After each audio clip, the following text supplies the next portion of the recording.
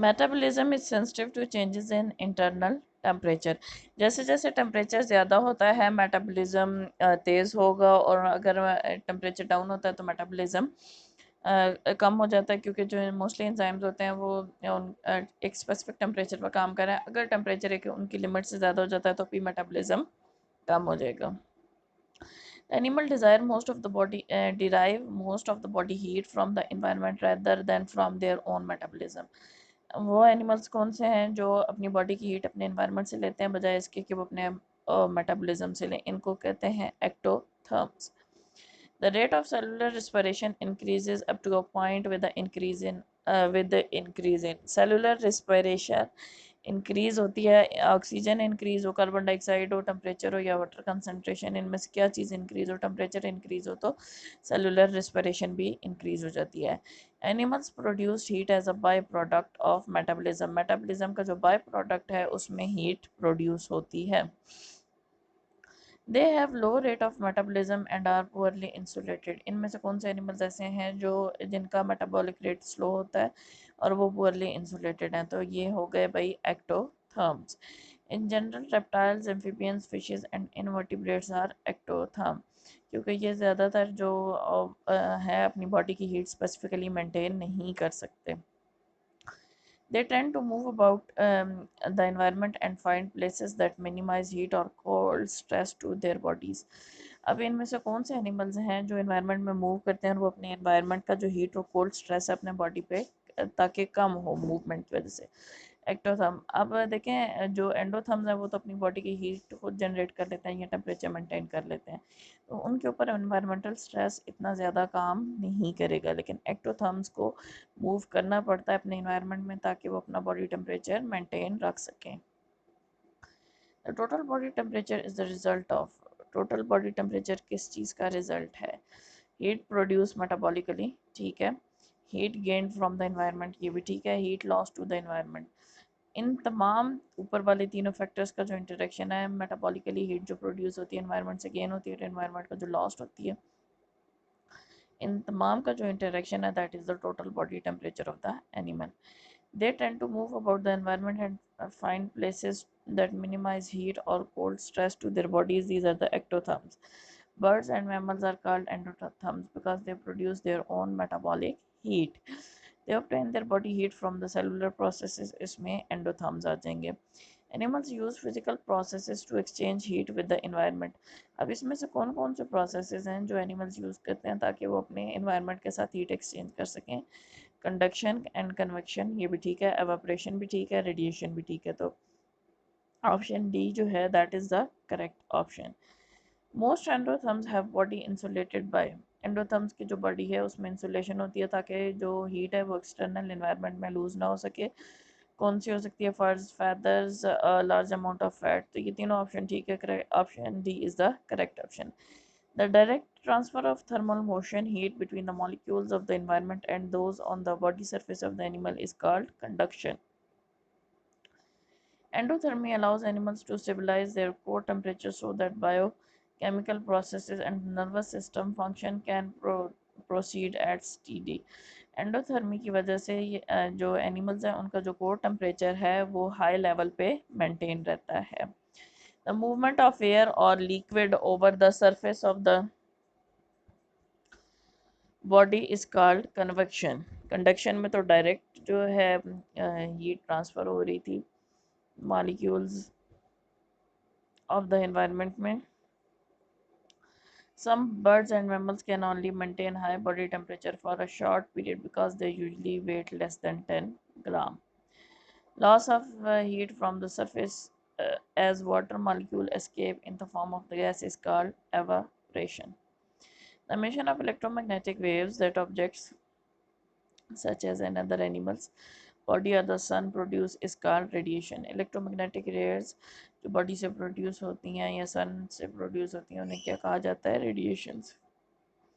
At night humming bird enter a slip like condition daily torpor, क्योंकि humming bird की body की इतनी energy नहीं होती कि वो रात को भी एक्टिव कंडीशन में रह सके। इसको अपने जो एक कांस्टेंट एक्टिव स्टेट है उसको बरकरार रखने के लिए इसे कॉन्स्टेंटली फीड करना पड़ता है। तो रात को जब ये फीडिंग छोड़ता है तो ये डेली टॉर्पर की या कंडीशन में चले जाता है, यानी या ये एक्टिव नहीं रहेगा, जैसे एक सोई भी सी नहीं कंडीशन होती उस तरह से होगी।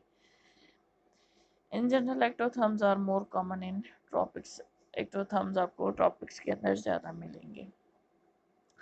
They raise their bodies as high off the ground as possible to minimize the heat gain from the ground.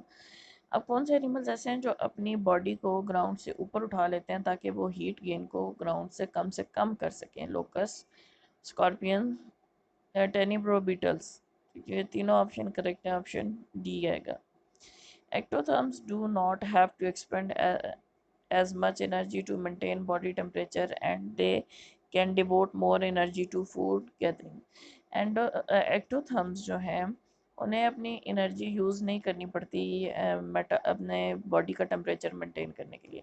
तो वो एनर्जी वो कहाँ यूज़ कर लेते हैं? फूड को गैदर करने में या इकट्ठा करने में।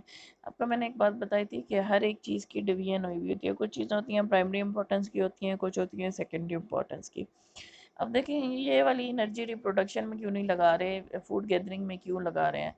इसकी रीज़न ये है कि जो फूड गैदरिंग है वो प्राइमरी इंपॉर्टेंस रखती है। फूड अगर अच्छी होगी, लाइफ सस्टेन रहेगी तो रिप्रोडक्शन हो सकती है। अगर लाइफ ही सस्टेन नहीं रहती, एनिमल एनर्जेटिक नहीं होता, तो फिर ये रिप्रोडक्शन नहीं हो पाएगी।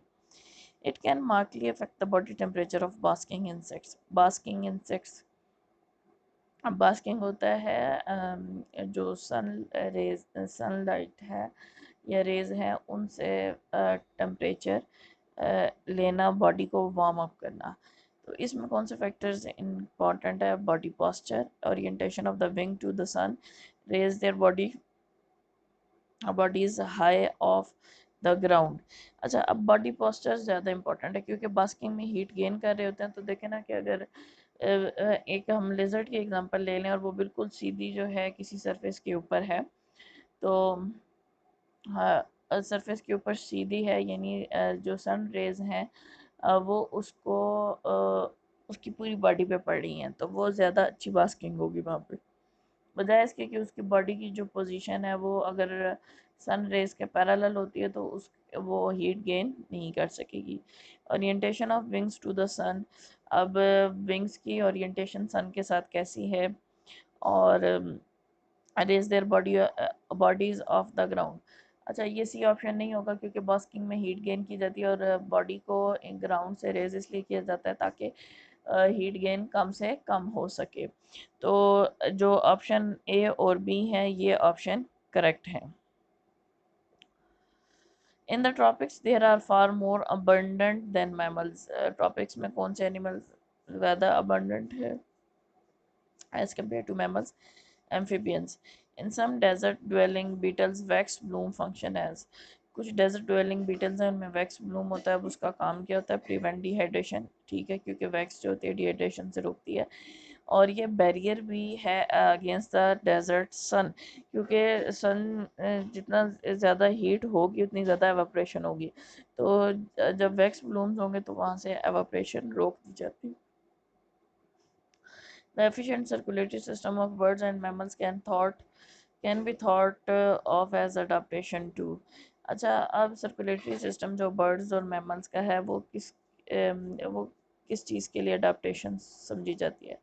Endothermy, high metabolic rate. तो ये दोनों ऑप्शंस करेक्ट हैं, ऑप्शन सी ठीक है, क्योंकि देखें ना अब जितने मेटाबॉलिज्म ज़्यादा होगा उससे हीट एक्सट्रैक्ट होती है, तो उतना ही सर्कुलेशन को एफिशिएंट होना चाहिए क्योंकि उसमें ऑक्सीजन भी रिक्वायर है। जब ऑक्सीजन रिक्वायर होती है तो वो सेल्स तक ज़्यादा से ज़्यादा सर्कुलेटरी सिस्टम के थ्रू ही पहुंच पाती है। Many black beetles may be more active earlier in the day because they absorb more radiation heat faster. Black colour आपको पता है कि रेडिएशन को ज़्यादा एब्जॉर्ब करता है और गर्म जल्दी हो जाता है, तो इसलिए ऑप्शन डी करेक्ट है, यानी ऑप्शन ए और बी ठीक है। Many invertebrates have no thermoregulatory mechanisms and they have relatively low metabolic rates.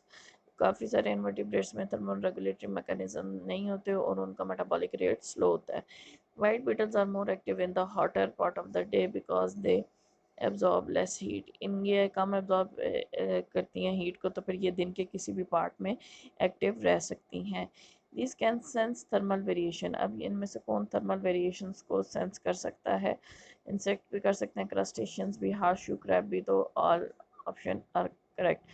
Fishes that live in extremely cold environment have antifreeze material in their blood. Temperate zone insect avoid freezing by reducing water content in their tissue, ठीक है, produce glycerol or other glycoprotein, ये भी ठीक है, warm up prior to the flight by the shivering contraction of the thoracic flight muscles, all of these. In the it lower the freezing point of the blood plasma and other body fluids of the fishes, polyalcohols, water soluble peptides, glycoproteins, all options are the correct options.